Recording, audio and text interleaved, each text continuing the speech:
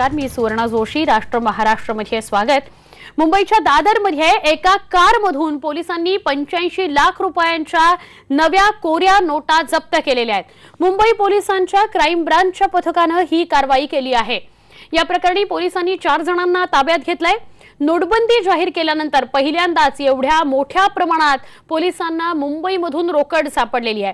आणि धक्कादायक बाब म्हणजे बाजारात नव्या नोटांचा तुटवडा असताना 85 लाखांची ही रक्कम कुठे आणि कुणासाठी चालली होती असा प्रश्न निर्माण झालेला आहे.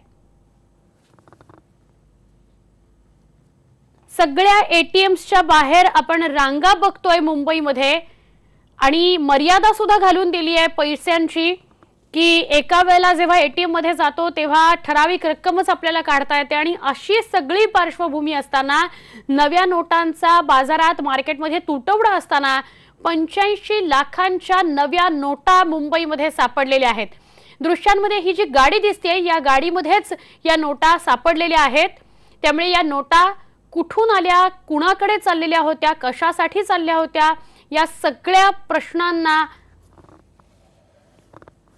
उधाण आलेलं आहे.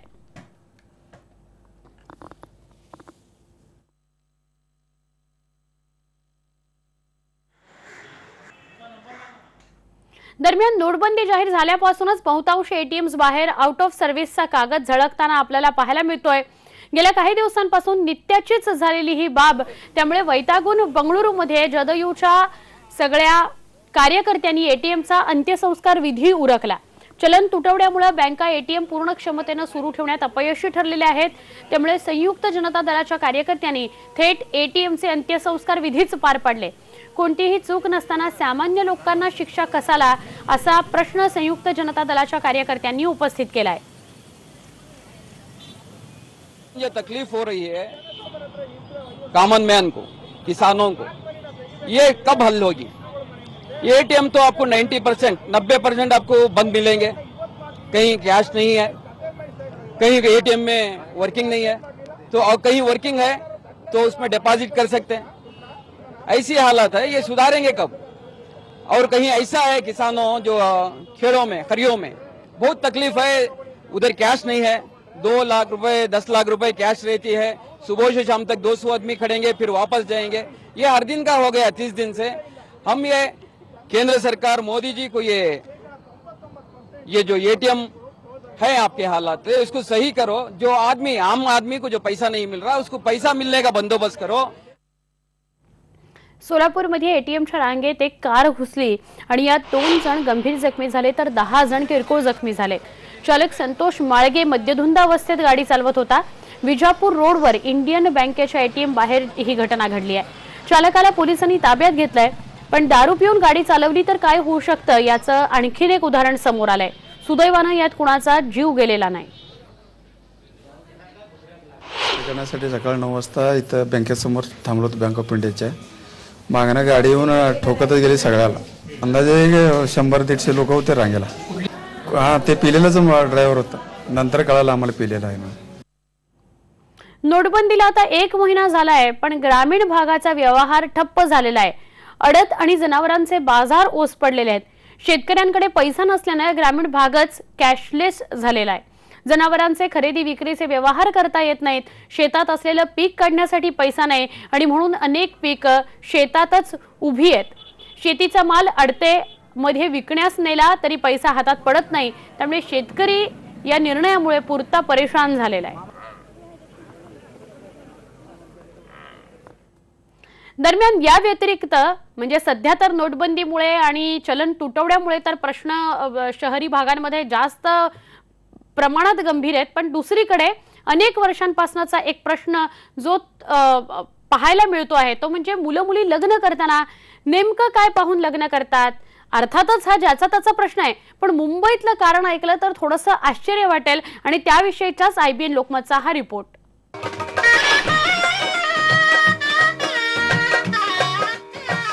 कुणाला हवा गोरा मुलगा तर कुणाला पैसेवाला, कुणाला जातीतलाच, अशा अपेक्षा मुलीच्या किंवा तिच्या नातेवाईकांच्या असल्याचं आपल्याला माहिती आहे.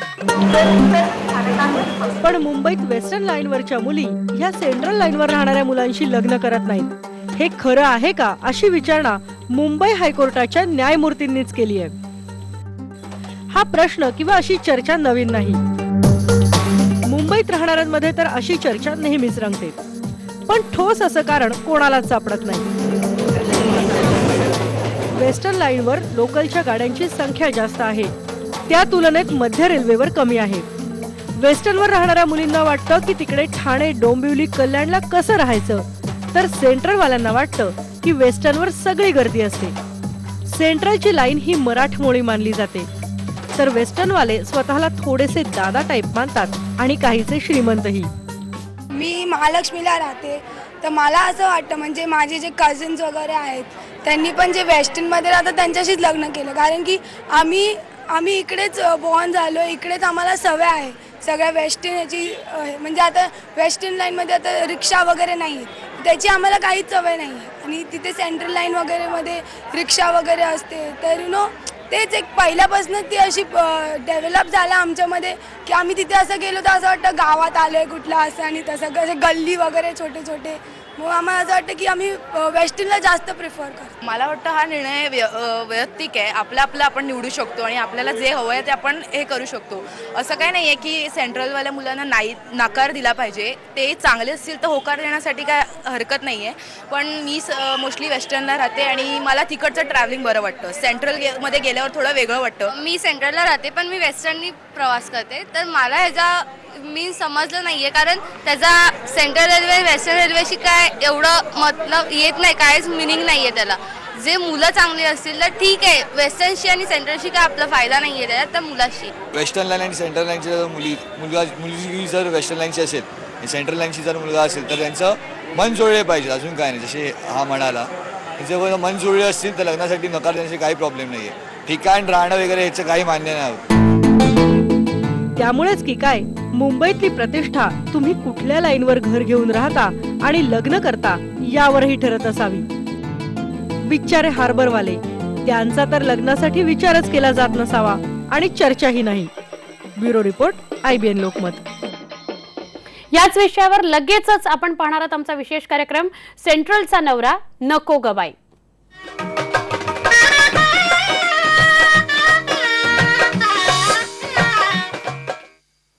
नमस्कार, मी मनाली आणि आपल्यासाठी घेऊन आली आहे बेधडक. आणि बेधडकचा आजचा विषय हा तितकाच बेधडक आहे, कारण मुंबई हायकोर्टाच्या न्यायमूर्तींनी जे निरीक्षण नोंदवले, या निरीक्षणानुसार मुंबईची जी लाईफलाईन मानली जाते सेंट्रल, वेस्टर्न आणि हार्बर रेल्वे लाईन, या रेल्वे लाईनमध्ये फाळणी होते का हा मुद्दा आता उपस्थित होतोय.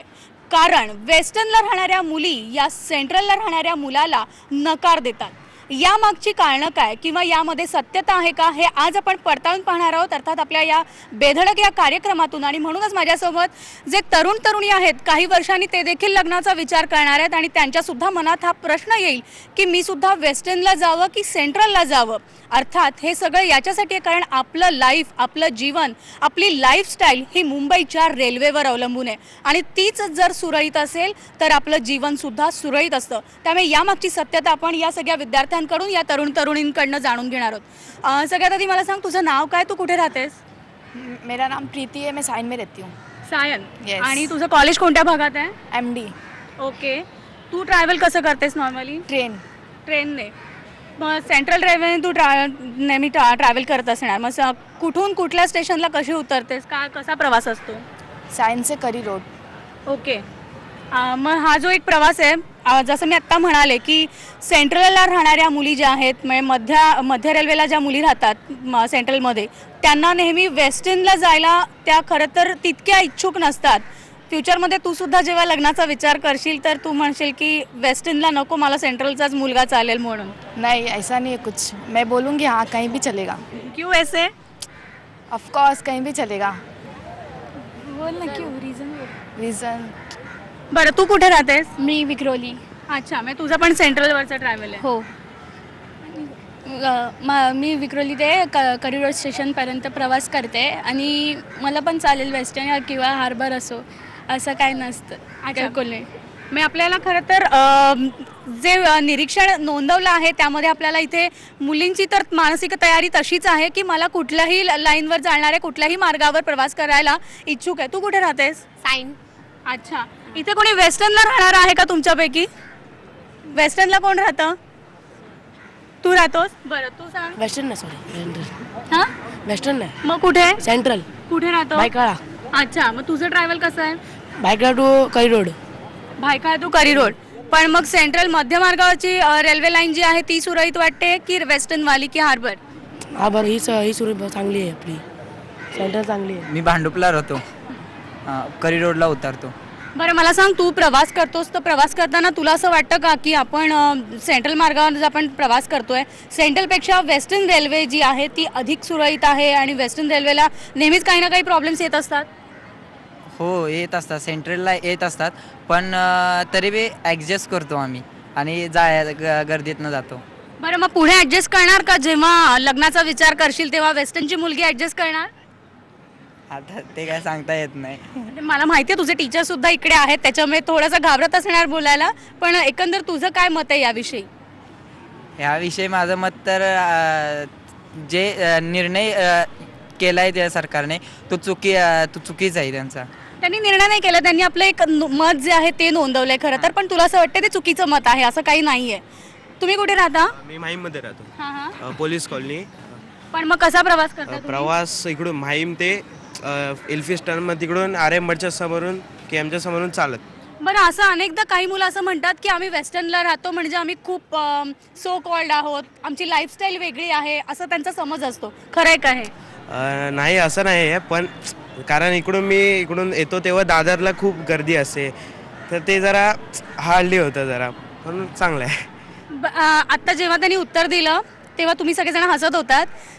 मी जसं म्हणाले की जे लोक वेस्टर्नला राहतात त्यांना नेहमी असं वाटतं की वेस्टर्नवाले सो कॉल्ड आहेत, फॅशनेबल असतात, सेंट्रलमध्ये तसं बघायला मिळत नाही, तर असं काही खरंच असं असतं का? असं काही नाही, हे अत्यंत चुकीचं आहे.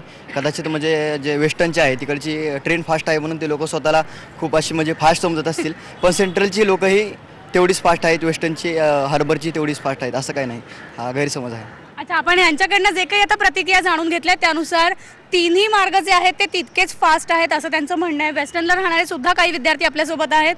तू कुठे राहते? माटुंगा, माहीम माटुंगा. अच्छा, मग तू कसा प्रवास करते रोज? Matunga to Elphinstone. बरं, मग जे आता कोर्टाने जे न्यायमूर्तींनी जे निरीक्षण त्यांनी नोंदवलं आहे त्यानुसार वेस्टर्नच्या मुली या सेंट्रलच्या मुलाशी लग्न करण्यास सहसा तयार होत नाही, हे खरं आहे का? हां खरं आहे. हो. का बरं असं का वाटतं? तरी म्हणजे प्रवास करताना त्रास होतो ना त्यामुळे.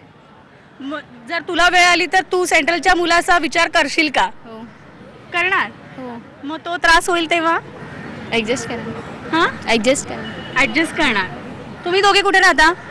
कल्याण. कल्याणला. आणि मग कसा प्रवास करत असते तू पण?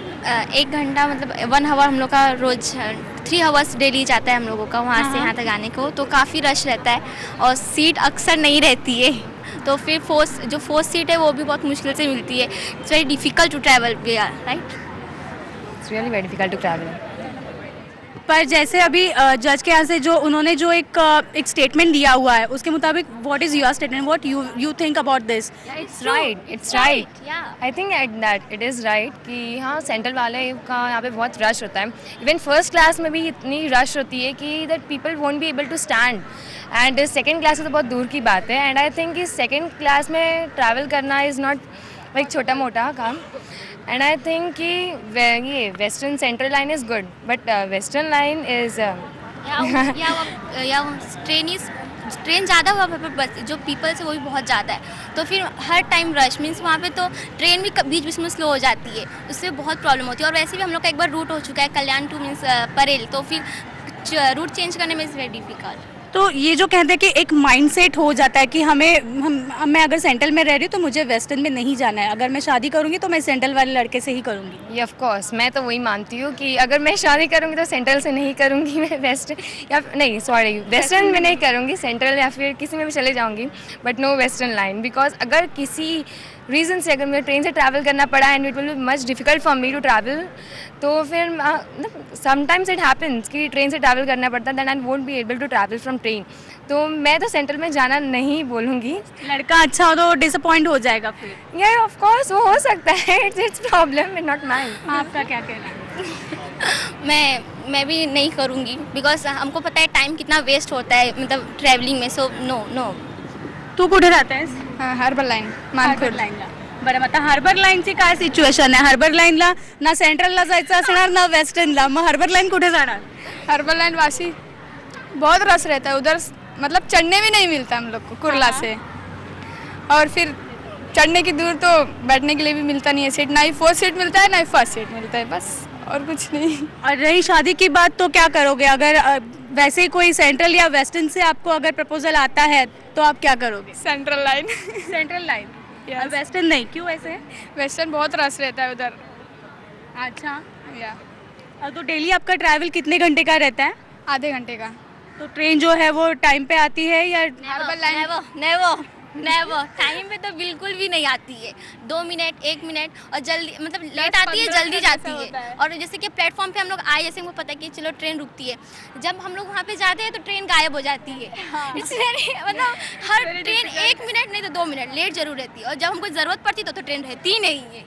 खरं तर या समस्या आहेत या मुंबईकरांच्या वर्षानुवर्षाच्या समस्या आहेत. कारण दररोज मुंबईमधली जनता जी आहे ही सगळ्याधिक जनता ही ट्रेननं लोकलनं प्रवास करीत असते, आणि तीच लोकल जर वेळेवर नसेल तर या मुंबईकरांचं जीवनमान जे आहे, राहणीमान जे आहे हे संपूर्णपणे विस्कळीत होऊन जात असतं.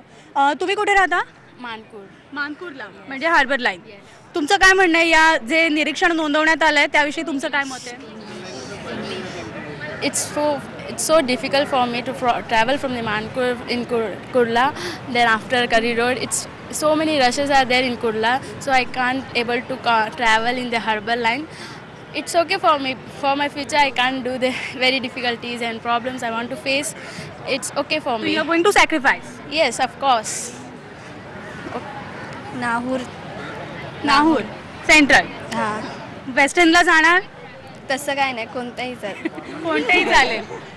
तुम्हाला? मी नाहूरला राहते. हां. मला म्हणजे ह्याच्यामध्ये असा भेदभाव नाही, कुठल्याही हार्बर लाईन बरं, सेंटर. पण असं सुद्धा म्हणतात वेस्टर्नवाल्या ज्या मुली असतात त्या नेहमी सेंट्रलवाल्या मुलींना हिणवत असतात किंवा असं की नाही तुम्ही सेंट्रलला ना म्हणजे गावात राहता. पहिला शब्द त्यांचा हेच असतो, म्हणजे तुम्ही गावकरी आहात. तर असं काही आहे? नाही, असं काही नाही. का तुम्ही त्यांना गावाले म्हणता? असं पण काही नाही, वेस्टर्नवालेच आय थिंक खूप हे दिसतात, कारण की ट्रॅव्हल करते जेव्हा आम्ही ट्रेनमध्ये ट्रॅव्हल करतो जास्त कर वेस्टर्नवाल्यांची खूप अशी दादागिरी पण कधीतरी जाणवते.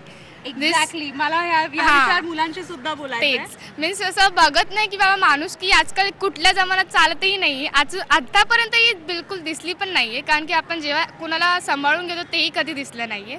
सो असं कधी बघणार नाही की बाबा कोणी आहे किंवा अर्जंटली त्यांना बसायला दिलं पाहिजे वगैरे, किंवा एवढ्या धक्क्याबुक्यांमध्ये जातील किंवा कोणाचं काय होईल, ट्रेनमधून कोण पडेल काय हेही कधी बघत नाही. बेसिकली ते आपल्या स्वतःच्याच विचारात इतके गुंतलेले असतात किंवा स्वतःच्याच लाइफ में ते बिजी झालेले असतात. जैसे अभी कहा है कोर्ट के यहाँ से जो एक स्टेटमेंट आया हुआ है, जो जज ने एक स्टेटमेंट दिया हुआ है, उन्होंने कहा है कि जो भी लड़कियाँ वेस्टर्न में रहती है वो कभी भी सेंट्रल या हार्बर वाले लड़के से शादी करना पसंद नहीं करेगी, या फिर सेंट्रल में रहने वाली हार्बर या वेस्टर्न में शादी करना पसंद नहीं करेगी. Is it true?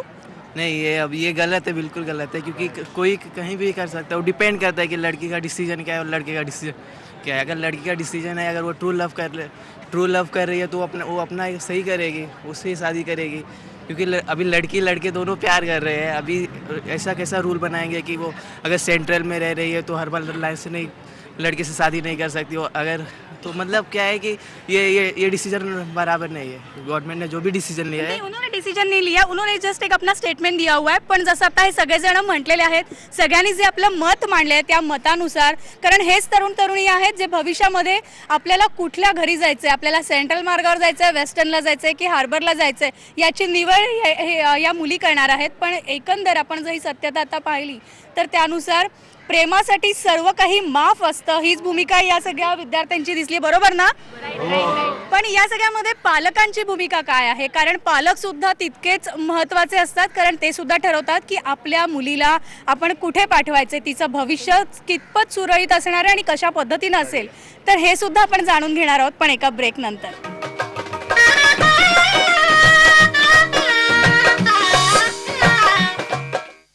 बेधडकमध्ये आज आपण चर्चा करतोय ते म्हणजे मुंबई हायकोर्टाच्या न्यायमूर्तींनी जे निरीक्षण नोंदवले आहेत, या निरीक्षणानुसार मध्य रेल्वे, त्याचबरोबर पश्चिम रेल्वे आणि हार्बर रेल्वे ही खरंच आपली एक फाळणी होतीये का, मानसिक फाळणी होतीये का या तिन्ही लाईनवरनं. कारण सेंट्रल रेल्वेची मुलगी ही पश्चिम रेल्वेला जाण्यास तयार होत नाही, त्यामुळे वेस्टर्न रेल्वेची मुलगी ही मध्य रेल्वेच्या मुलाला नकार देते, लग्नासाठी नकार देते. त्यामुळे एकंदरच हा नुसता नकार नसतो, तर संपूर्ण लाईफस्टाईलमध्ये सुद्धा हे चेंजेस होत असतात.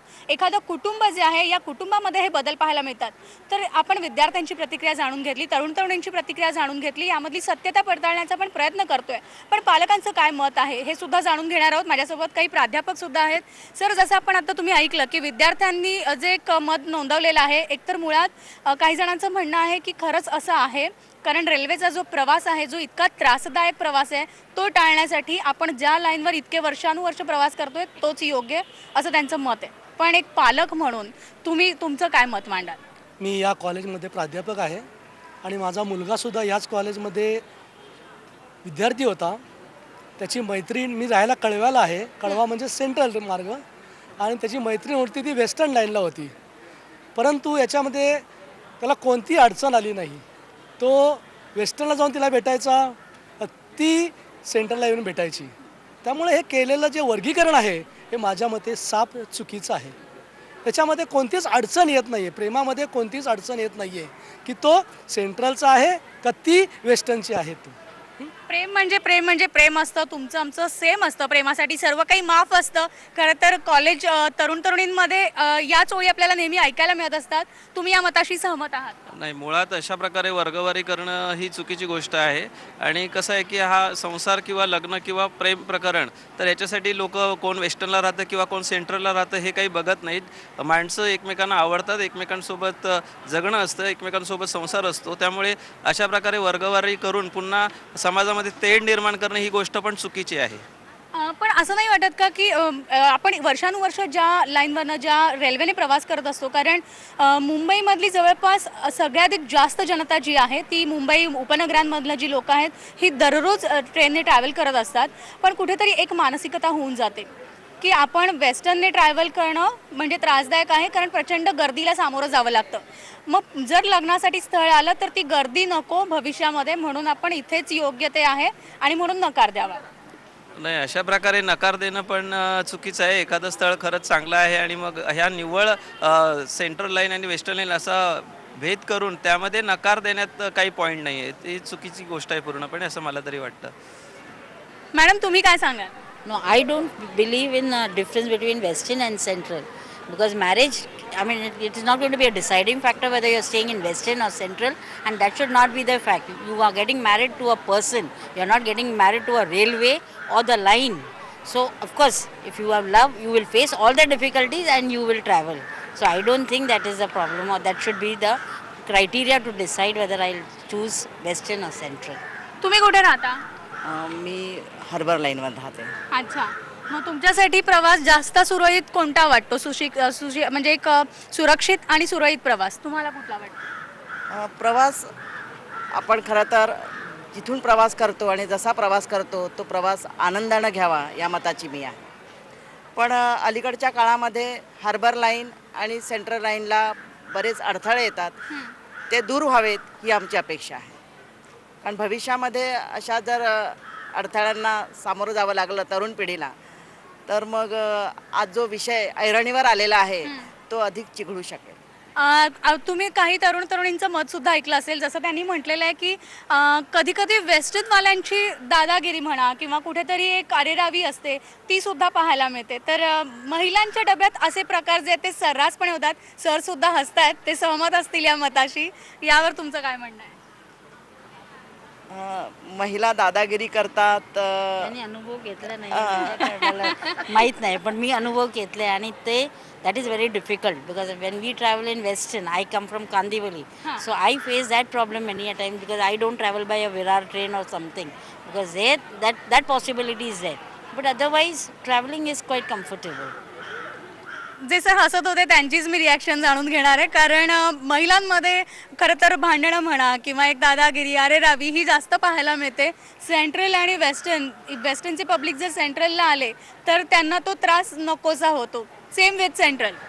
नाही, अगदी बरोबर आहे. महिलांची दादागिरी घरी बाहेर सगळीकडेच आहे आणि त्यापासून कोणी चुकलेलं नाही आहे. आपण पेपरमध्ये वगैरे पण वाचतो की महिलांची दादागिरी बऱ्यापैकी चालली, म्हणजे अगदी पुरुषाला ते डब्यात येऊन देत नाही, आला तरी पर्सनी ढकलून ढकलून फेकून देतात बाहेर. पण आजकाल ही सिच्युएशन पुरुषांच्या डब्यात सुद्धा झालेली आहे. महिलांची दादागिरी हा शब्दप्रयोग मला आवडलेला नाही मॅडम, एवढ्यासाठी की ज्या महिला प्रवास करतात त्या ग्रुपनं प्रवास करतात आणि एक मैत्री त्यांच्यामध्ये असते. बरोबर. आणि वेगवेगळे कार्यक्रम त्या डब्यामध्ये सादर करताना मी पाहिलेला आहे, कळलं का? त्यामुळे हा प्रवास त्यांचा खूप चांगला होता. ही अरेरावी असेल किंवा ही जी भांडणं होत असतात ती खरं तर जागे अभावी होत असतात.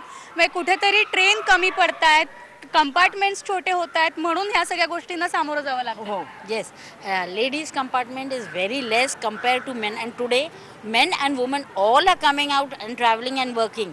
So women face a lot of problem because we have got only 2 compartments of first class.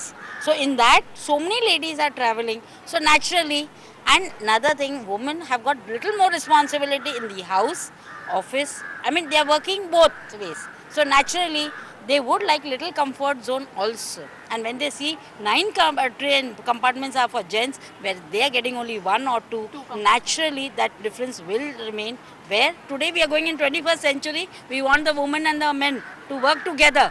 But this is a condition, you are seeing inequality in the travel itself. So naturally we expect more trains, comfortable journey, so that working. And नक्कीच खरं सगळ्यांची हीच अपेक्षा असते, प्रवास जो आहे तो सुखकारक व्हावा. आणि जसा हा मुद्दा खरं तर न्यायमूर्तींनी जो उपस्थित केला आहे तो नुसता लग्नापुरता मर्यादित नाही आहे, कारण या मुद्द्यावरनं तुमच्या विचारांची मानसिकता जी आहे त्यामध्ये खरं तर फाळणी होती आहे. आणि म्हणून त्यांनी एक पूर्ण ह्या तिन्ही रेल्वेच्या अधिकाऱ्यांना, तिन्ही लाईनवरच्या अधिकाऱ्यांना एक प्रकारे टिप्पणी केलेली आहे, त्यांना हा टोला लगावलेला आहे, कारण रेल्वे ज्या आहेत त्या सुरळीत नाही आहेत. Now I beg to differ in this. For my daughter, I would always prefer a groom from the same side, because it's not only about marriage.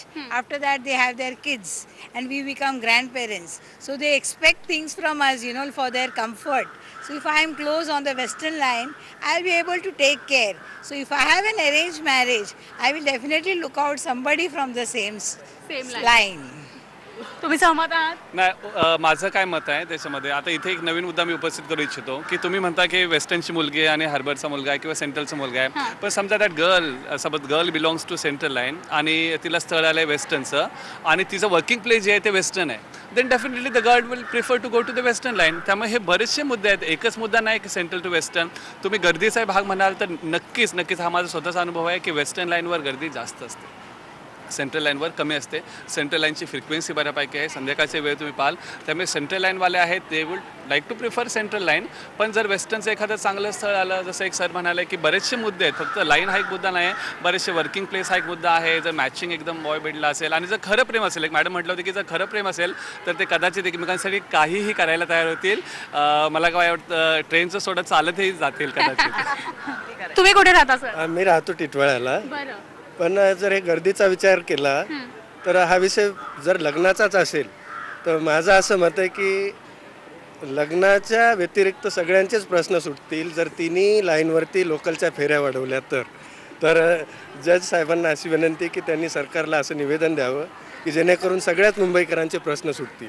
नक्कीच याच मुद्द्याकडे खरं तर आपल्याला यायचं आहे आणि ही चर्चा सुद्धा आपण बेधडकमध्ये अशीच चालू राहणार आहे, कारण पालकांची भूमिका काय आहे या प्राध्यापकांकडनं जाणून घेतलं, विद्यार्थ्यांचं मत काय आहे हे सुद्धा आपण त्यांच्याकडनं जाणून घेतलेलं आहे, परंतु यावर आता तोडगा काय किंवा नेमकं त्यांना कोणत्या समस्यांना सामोरं जावं लागतं आणि त्यासाठी काय करायला पाहिजे हे सुद्धा विचारणार आहोत, पण एका ब्रेकनंतर.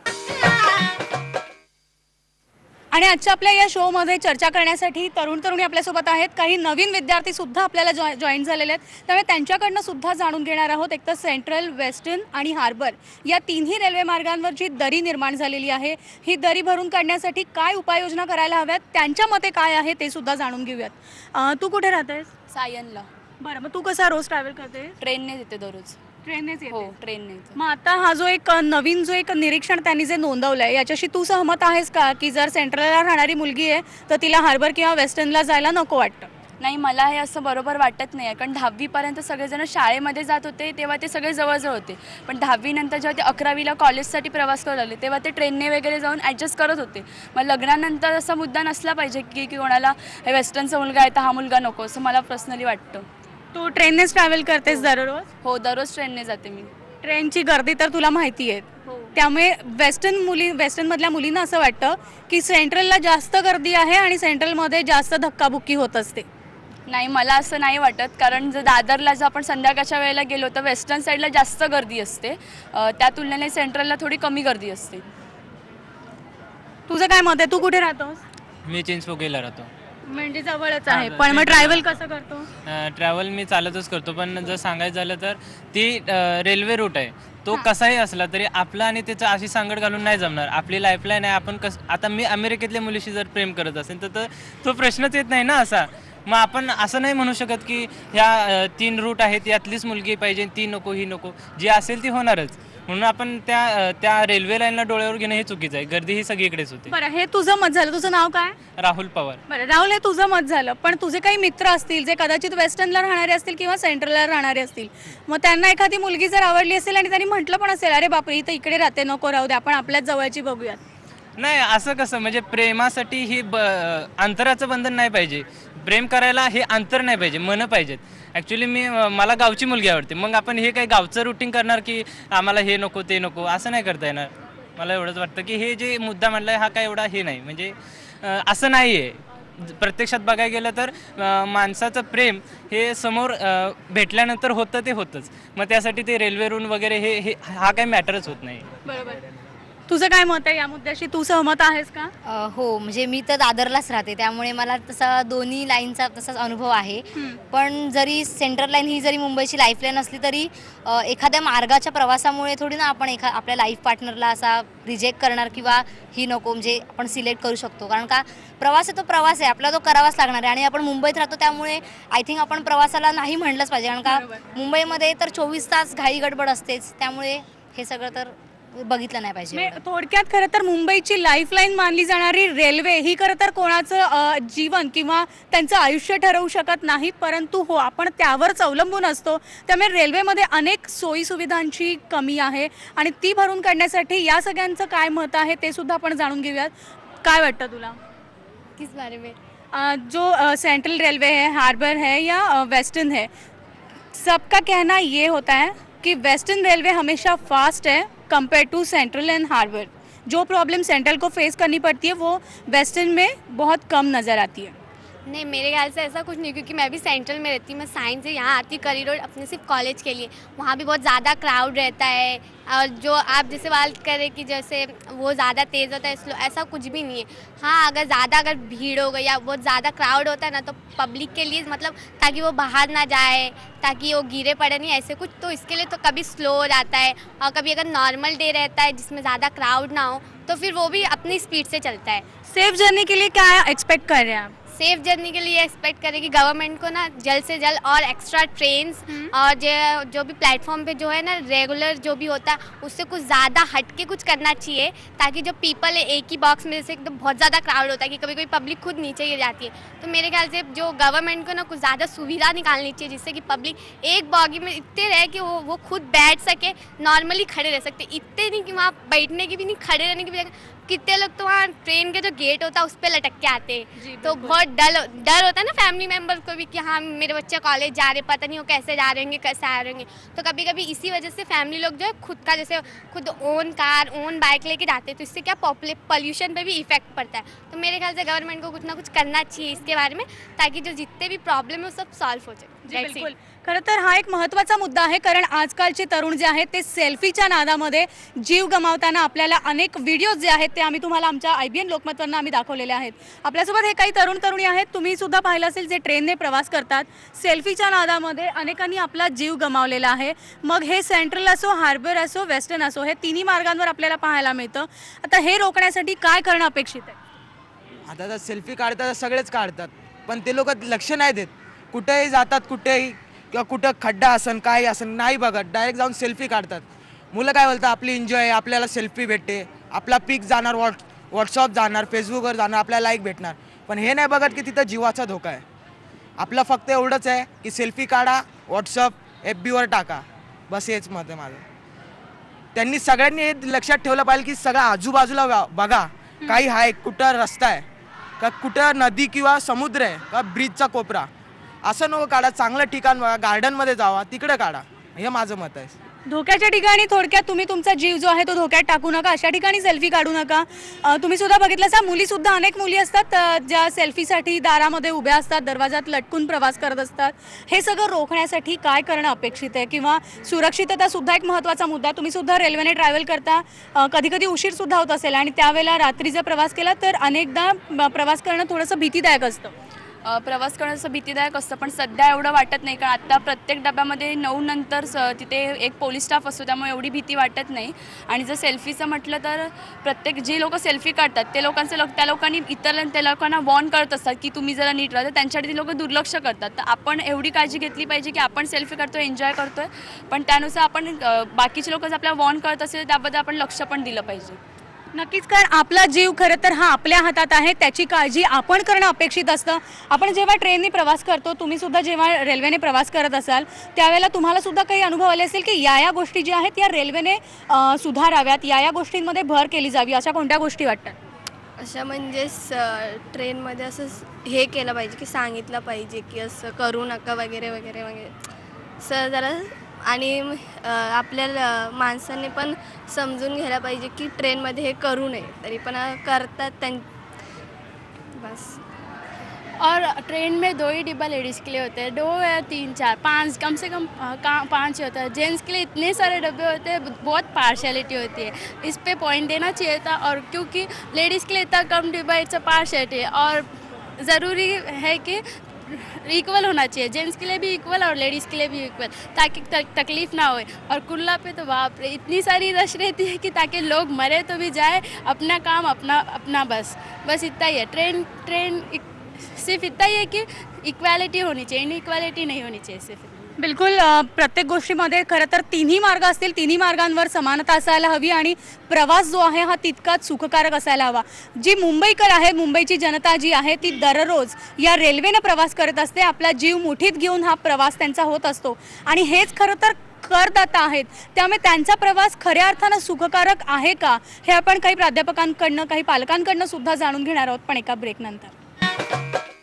मुंबई हायकोर्टाच्या न्यायमूर्तींनी जे निरीक्षण नोंदवलं आहे, मग ते हार्बर असो, सेंट्रल असो वा पश्चिम रेल्वे असो, या रेल्वे मार्गावरील जी एक लाईफलाईन आहे यामध्ये फाळणी होतीये का, त्यांच्या मानसिकतेमध्ये फाळणी होतीये का, या सगळ्याची आपण जी पडताळणी केलेली आहे या विद्यार्थ्यांशी आणि प्राध्यापकांशी बोलून, तर त्यामध्ये सत्यतेचा सूर जो आहे तो आपल्याला दिसलेला आहे. आणि होते अशाच अर्थानं या चर्चेतनं निष्पन्न होत आहे.